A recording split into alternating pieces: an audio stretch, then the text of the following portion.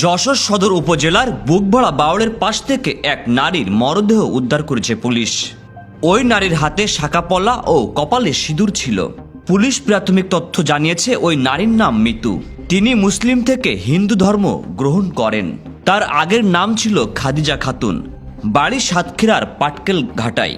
স্থানীয়রা জানান, বুধবার সকালে শাড়ি পরা এক নারীর মরদেহ পড়ে থাকতে দেখে। এ সময় তার কাছে একটি মোবাইল ফোন পাওয়া যায়। পরবর্তীতে তারা পুলিশে খবর দেয়। পুলিশ এসে লাশ উদ্ধার করে ময়নাতদন্তের জন্য যশোর জেনারেল হাসপাতালে প্রেরণ করে।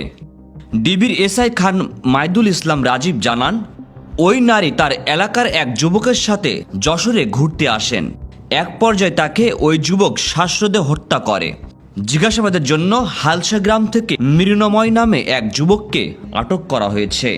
বেলাল হোসেন বনের ক্যামেরায় আশিকুর রহমান শিমুল, গ্রামের কাগজ।